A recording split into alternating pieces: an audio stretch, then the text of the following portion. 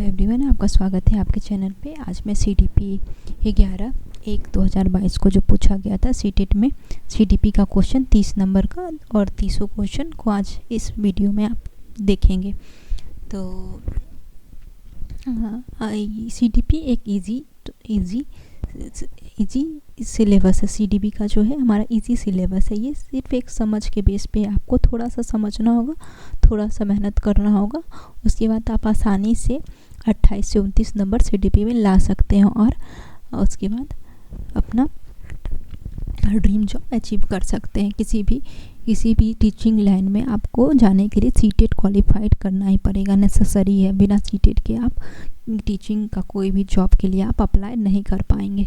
तो आइए स्टार्ट करते हैं। हमें 11/1/2022 को जो पूछा गया था उसको देखते हैं क्या पूछा गया था। तो पहला क्वेश्चन है हमारा, एक बच्चे की विकास की गति को उसी उम्र के बच्चे के विकास की दर से तुलना करके सटीकता से मापा जा सकता है। तो विकास जो है सभी बच्चे में अलग अलग होता है। विकास की प्रक्रिया जो है बहुआयामी है। तो जिसके पास ज़्यादा पैसा है वो उसको अच्छा सा देगा, कंप्लीट फूड देगा। जिसके पास नहीं है उसको वो कहाँ से देगा, तो उसका जो डेवलपमेंट है रुक जाएगा, थोड़ा धीरे विकास होगा। उसके बाद दूसरा दिया हुआ, विकास का स्वरूप एवं गति सभी बच्चों के लिए एक समान होता है तथा सभी सांस्कृतिक परिवेश में समान रहता है। तो विकास का स्वरूप गति सभी के लिए एक समान होता है? बिल्कुल नहीं, सभी के लिए अलग अलग होता है। जो जिस क्षेत्र में रहता है, जैसे घर परिवार में रहता है, उसका विकास उस तरह से होता है। सांस्कृतिक परिवेश में देखने के लिए मिलता है नहीं। तो इसका करेक्ट आंसर क्या होना चाहिए? इसका जो करेक्ट आंसर होगा हमारा वो हो जाएगा ऑप्शन डी। ना तो एक सही है और ना ही दूसरा, दोनों गलत स्टेटमेंट हमारा दिया हुआ है। ऑप्शन 1 भी गलत है और ऑप्शन 2 भी गलत है, दोनों हमारा क्या है, गलत है। तो ऑप्शन 4 के साथ हम जाएंगे। ऑप्शन 4 हमारा करेक्ट आंसर हो जाता है। आगे देखते हैं। एक बच्ची फुटबॉल खेलना सीखने से पहले कूदना एवं छलांग मारना सीखती है। यह विकास के किस सिद्धांत को प्रदर्शित करता है? ऑप्शन 1 है शीर्षागामी, दूसरा समीप दूरा विमुख, तीसरा है परिवर्तनीयता, तीसरा है साम्यता। तो एक बच्ची जो है फुटबॉल खेलने से पहले कूदना और छलांग मारना सीखती है।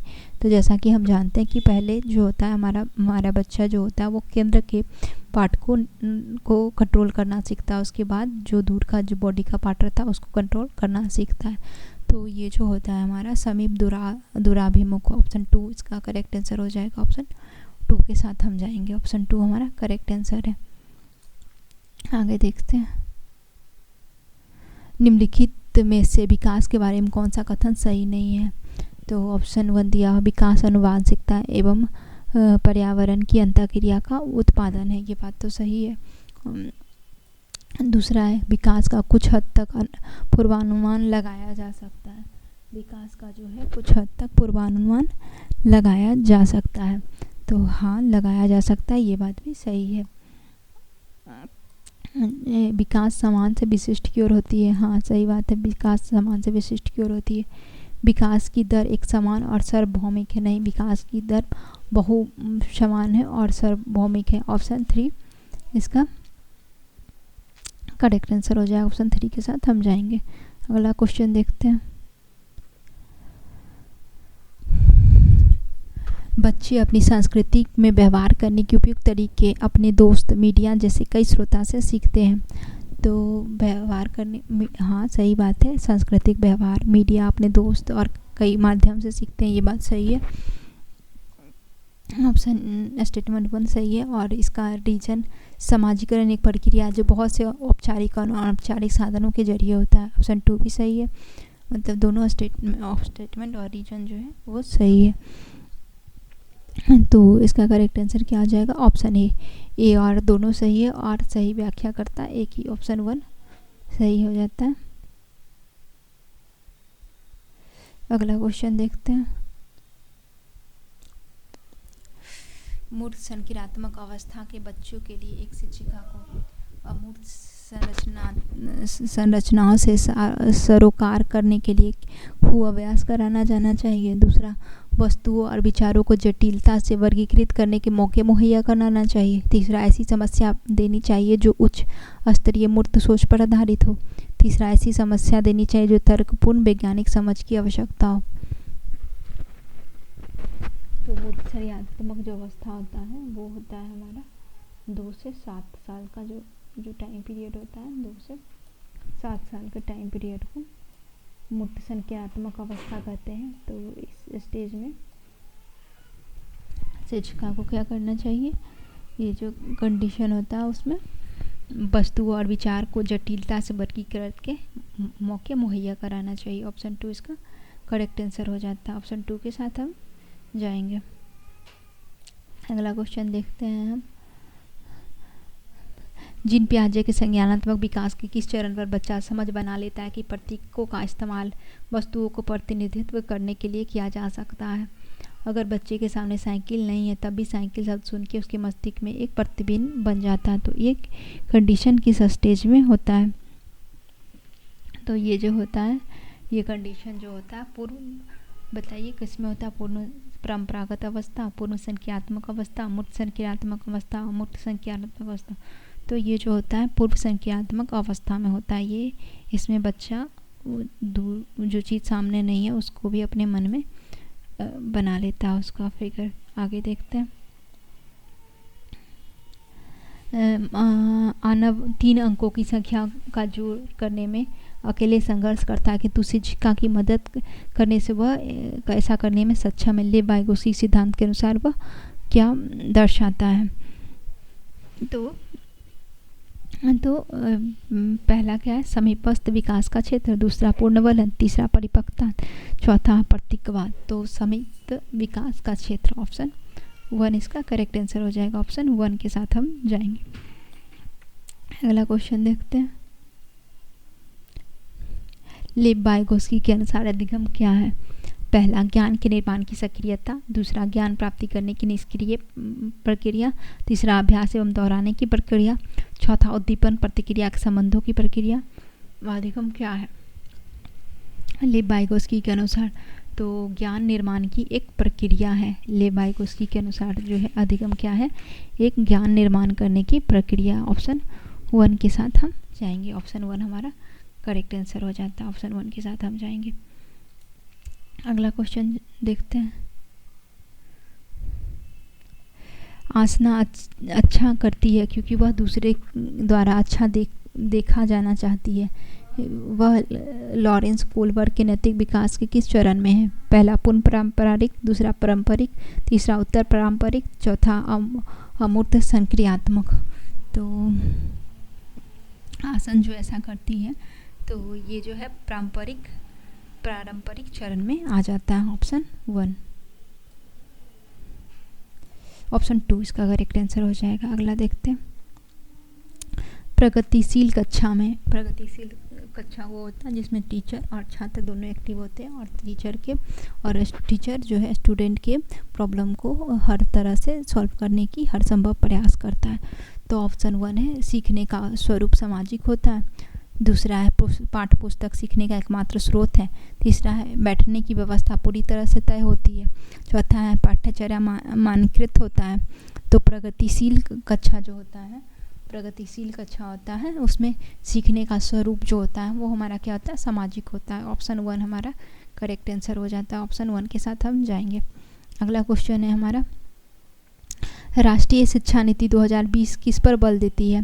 पहला, लचीला बहुस्तरीय गति आधारित अधिगम। दूसरा, बच्चे के केवल संज्ञानात्मक विकास से संबंधित पहलू। तीसरा, राष्ट्रीय पाठ्यचर्या मानकीकरण पर। चौथा, बच्चों के स्मरण कौशल के मापन पर।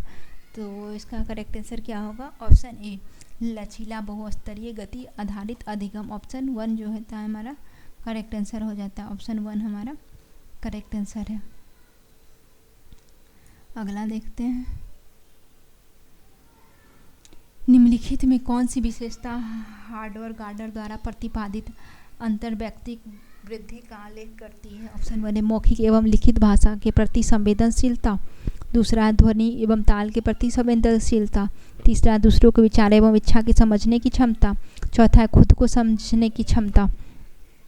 तो बताइए इसमें क्या होगा, इसका जो करेक्ट आंसर है वो क्या होना चाहिए। तो इसका जो करेक्ट आंसर होगा दूसरे के विचार एवं इच्छाओं को समझने की क्षमता। हार्वर्ड गार्डनर द्वारा प्रतिपादित अंतर्व्यक्ति वृद्धि का आलेखित करती है दूसरे के विचारों और इच्छाओं को समझने की क्षमता। ऑप्शन 3 हमारा करेक्ट आंसर हो जाएगा। ऑप्शन 3 के साथ हम जाएंगे। अगला क्वेश्चन देखते हैं। वाइगोत्स्की के संरचनावाद में किसकी भूमिका अहम है, भाषा की, परिकल्पना की, स्कीमा का विकास, ईमान एवं सजा का। तो कौन सा हो जाएगा इसका, ऑप्शन ए भाषा। वाइगोत्स्की के संरचनावाद में भाषा की भूमिका जो है क्या है वो अहम है। ऑप्शन 1 हमारा करेक्ट आंसर हो जाएगा। अगला क्वेश्चन देखते हैं। बच्चे के सीखने का आकलन करने के लिए एक शिक्षिका को किन तरीकों का इस्तेमाल करना चाहिए, कक्षा में की गई अंतःक्रिया, दूसरा परियोजना, तीसरा पोर्टफोलियो, चौथा आत्म आकलन। तो ये जो है सीखने के लिए आकलन के लिए क्या करना चाहिए एक शिक्षिका को, तो शिक्षिका को क्या करना चाहिए, कक्षा में की गई अंतःक्रिया, बच्चे से बात करना चाहिए, पहला भी सही है, ऐसा करना चाहिए, अंतःक्रिया करना चाहिए, परियोजना भी बनाना चाहिए, कौन बच्चा कहाँ से आया, कितना जानता है, कितना सीखा, पोर्टफोलियो भी बनाना चाहिए, खुद से भी असेसमेंट करना चाहिए। तो इसका करेक्ट आंसर हो जाएगा ऑप्शन 3, पहला, दूसरा, तीसरा, चौथा ये सभी आ जाएगा। ऑप्शन 3 इसका करेक्ट आंसर हो जाता है। आगे देखते हैं। इसका है राष्ट्रीय शिक्षा नीति 2020 के अनुसार मूल्यांकन का उद्देश्य किसकी जानकारी देता है। पहला है विद्यार्थी को कक्षा एवं कक्षा के बाहर कैसे सहायता दी जा सकती है, दूसरा है विद्यार्थी का उसके सहपाठियों की तुलना में प्रदर्शन, तीसरा है विद्यार्थी के सीखने में कमी एवं अभाव ताकि उसकी असफलता की पुष्टि पहचान की जा सके, चौथा विद्यार्थियों के रटने की क्षमता की जानकारी। तो मूल्यांकन का उद्देश्य क्या है राष्ट्रीय शिक्षा नीति 2020 जो बना उसमें, तो विद्यार्थियों को कक्षा एवं कक्षा की बाहर कैसे सहायता दी जा सकती है, इसका मूल्यांकन का यही उद्देश्य था। ऑप्शन 1 के साथ हम जाएंगे। ऑप्शन 1 हमारा करेक्ट आंसर हो जाता है। ऑप्शन 1 आगे देखते हैं। निम्नलिखित में कौन सी प्रथा समावेशन में बाधक है। ऑप्शन 1 है कक्षा का अनुशासन एक दूसरे के लिए परस्पर सम्मान पर आधारित है। तो ये जो समावेशन है, समावेशन में क्या होता है, विशेष आवश्यकता वाले बच्चा और समान आवश्यकता वाले बच्चे को एक साथ रखकर एजुकेशन दिया जाता है। तो इसमें कौन सा जो है बाधक है, कौन सा रुकावट पैदा करता है। सामग्री को केवल कुछ विद्यार्थियों की ज़रूरत को पूरा करने के लिए डिजाइन किया जाता है।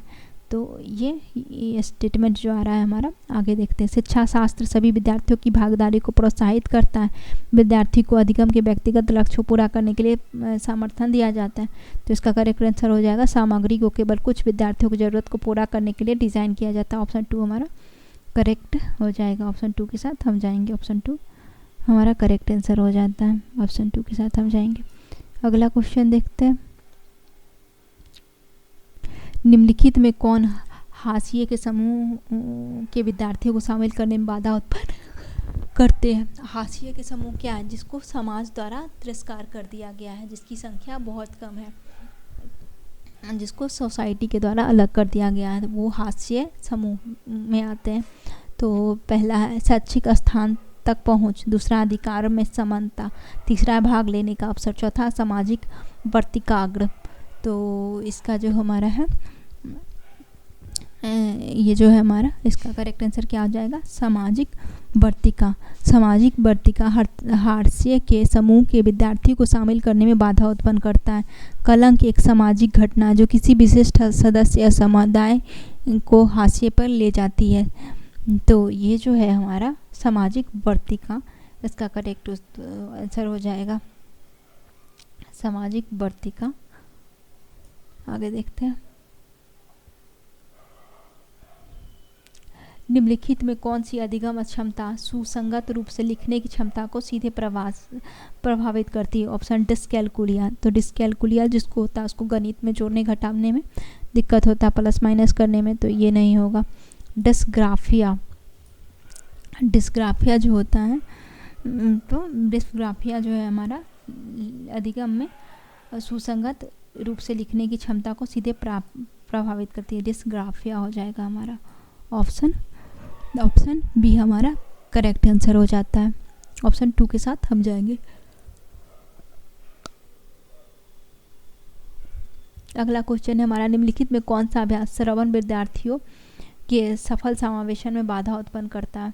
तो श्रवण जिसको सुनने में दिक्कत हो वैसे विद्यार्थियों में कौन सा बाधा उत्पन्न करता है? तो पहला है हमारा, विद्यार्थियों को अपने आप से बात करके सोचने दें। दूसरा है विद्यार्थियों को मौखिक परीक्षा के बजाय लिखित परीक्षा दें। तीसरा है बाद में उपयोग करने के लिए टेप पर प्रदत्त कार्य के निर्देशन रखें। चौथा है प्रदत्त कार्य के लिए मौखिक निर्देश दें। तो इसका करेक्ट आंसर क्या हो जाएगा? ऑप्शन बी इसका करेक्ट आंसर हो जाएगा। विद्यार्थियों को मौखिक परीक्षा के बजाय लिखित परीक्षा पर ध्यान दें।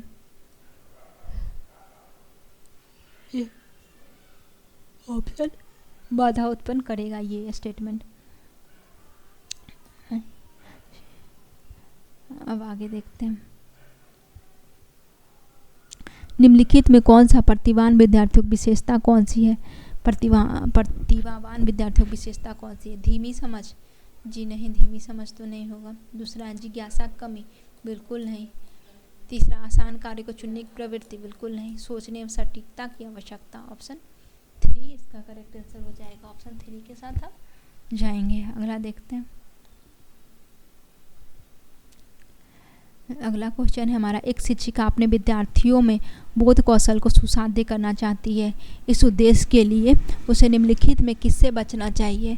पहला संकल्पना मानचित्रण, दूसरा संदर्भहीनता, तीसरा रूपरेखाकरण, तीसरा सारांशीकरण। तो बोध कौशल को सुसाध्य करना चाहती है, उसके माइंड को डेवलप करना चाहती है, तो किससे बचना चाहिए एक शिक्षिका को? तो इसका जो करेक्ट आंसर हो जाएगा वो क्या होगा बताइए? ऑप्शन संदर्भहीनता। संदर्भहीनता से बचना चाहिए, क्योंकि इसमें बच्चों को प्रोत्साहित नहीं किया जाता है। बौद्ध कौशल का विकास करने हेतु शिक्षिका को संकल्पना मानचित्र, रूपरेखा, सारांश आदि पर विशेष बल देने की आवश्यकता है, जिससे विद्यार्थी अपने उद्देश्य की प्राप्ति की ओर अग्रसर होते हैं। तो ये ऑप्शन 2 इसका करेक्ट आंसर हो जाएगा। ये तीनों करना चाहिए और इससे बचना चाहिए संदर्भहीनता से।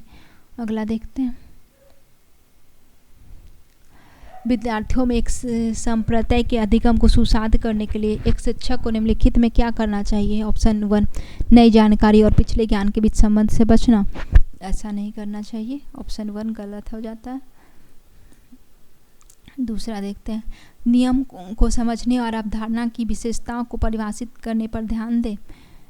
तीसरा है विषय वस्तु संबंधित आवश्यकता और गैर आवश्यक जानकारी को मिश्रित कर दें। चौथा है सामग्री और जानकारी को अत्यधिक मूर्त और जटिल रूप से प्रस्तुत करें। तो इसमें क्या हो जाता है?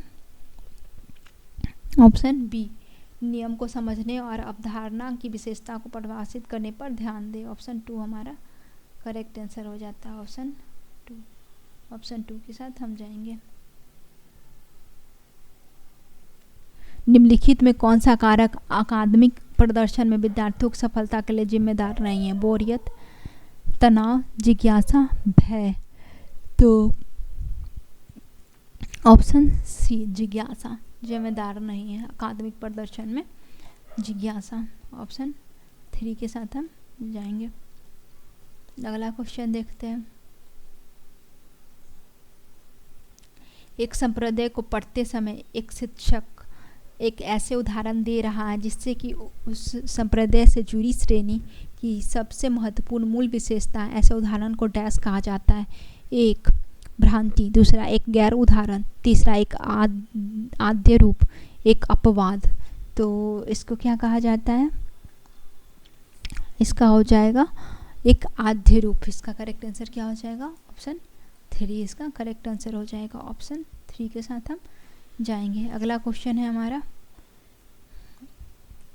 एक निर्देशित लक्ष्य तक पहुंचने के लिए विद्यार्थी को उसकी संज्ञानात्मक क्षमता पर चिंतन करने के लिए प्रोत्साहित करके एक शिक्षक निम्नलिखित में किस विकास को सुगम बना रहा है? पहला, घोषणात्मक ज्ञान, दूसरा प्रतीकात्मक ज्ञान, तीसरा अधिसंज्ञान, चौथा रटकर याद करना।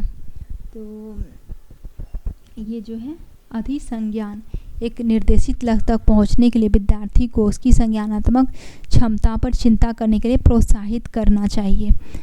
तो ये क्या हो जाएगा? अधिसंज्ञान। ऑप्शन 2, ऑप्शन 3 करेक्ट आंसर हो जाएगा। ऑप्शन 3 के साथ हम जाएंगे। ऑप्शन 3 हमारा करेक्ट आंसर हो जाता है। आगे देखते हैं। शिक्षण अधिगम प्रक्रिया की अवधारणा करते समय राष्ट्रीय पाठ्यचर्या 2005 में निम्नलिखित में किस महत्व पर बल देती है? पहला, सक्रिय जुड़ाव और बातचीत, दूसरा, वेधन और बार बार अभ्यास, तीसरा, सामग्री को रटकर याद करना, चौथा, उत्तेजना प्रतिक्रिया संघ। तो ये जो है हमारा ए, सक्रिय जुड़ाव और बातचीत पर बल देती है। और राष्ट्रीय पाठ्यचर्या 2005 जो है हमारा सक्रिय जुड़ाव और बातचीत। अगला क्वेश्चन देखते हैं। किसी समस्या को हल करने के लिए विद्यार्थी की मदद करने के लिए एक शिक्षक को निम्नलिखित में क्या करना चाहिए? किसी प्रॉब्लम को सॉल्व कराने के लिए एक शिक्षक को विद्यार्थी की हेल्प करने के लिए क्या करना चाहिए? पहला, असंगत जानकारी को चिन्हित करके विद्यार्थियों को भ्रमित करके तो कोई फायदा है नहीं। ऑप्शन 1 तो इसका पहले ही गलत हो गया। अगला देखते हैं। विद्यार्थियों को सीधे उत्तर बताएं और उन्हें इसे नकल करने के लिए कहें, ये भी बिल्कुल गलत हो जाता है। ऐसे संकेत दे जो प्रश्न स्कीमा संरचना को सक्रिय करे, जानकारी को वियोजित खंडों में विभाजित करें। तो इसका क्या करेक्ट आंसर हो जाता है? इसका करेक्ट आंसर हो जाएगा ऑप्शन सी, ऐसे संकेत दें जो प्रासंगिक स्कीमा और संरचना को सक्रिय करे। ऑप्शन 3 के साथ हम जाएंगे। ये करेक्ट आंसर हो जाता है। अगला देखते हैं।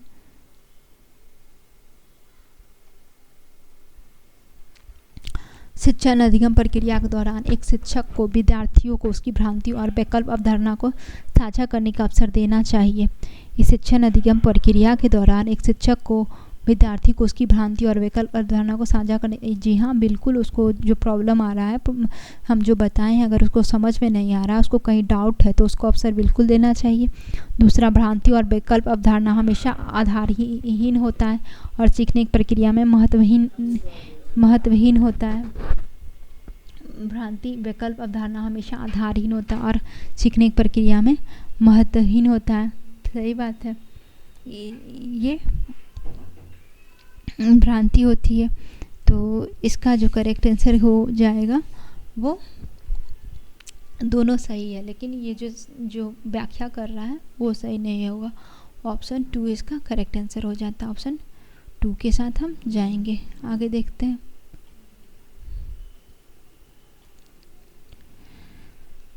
अधिगम असहाय या लाचारी तब महसूस होती जब एक विद्यार्थी यह मानता है कि क्षमता में सुधार हो सकता है और उसका ध्यान महारत के लक्ष्य पर केंद्रित होता है। दूसरा, प्रयास क्षमता को प्रभावित करता है और उसका ध्यान प्रदर्शन लक्ष्य पर केंद्रित होता है। तीसरा, शैक्षणिक गतिविधि का परिणाम नियंत्रणीय है। चौथा, शैक्षणिक गतिविधि के परिणाम अनियंत्रणीय होता है। तो इसका जो करेक्ट आंसर होगा ऑप्शन डी हो जाएगा, शैक्षणिक गतिविधियों के परिणाम अनियंत्रित होते हैं। ऑप्शन 4 इसका करेक्ट आंसर हो जाएगा। ऑप्शन 4 के साथ हम जाएंगे। ऑप्शन 4 हमारा करेक्ट आंसर होता है। आगे देखते हैं। निम्नलिखित में कौन सा आंतरिक प्रेरणा का उदाहरण है? आंतरिक प्रेरणा यानी सेल्फ मोटिवेट। माता पिता द्वारा दंड से बचने के लिए अध्ययन, बिल्कुल नहीं। एक गतिविधि में रुचि के कारण अध्ययन, शिक्षक की प्रसन्नता प्राप्त करने के लिए अध्ययन, प्रतियोगिता जीतने के लिए अध्ययन, नहीं। ऑप्शन 2 इसका करेक्ट आंसर हो जाएगा, गतिविधि में रुचि के लिए अध्ययन। आज के लिए इतना ही, धन्यवाद।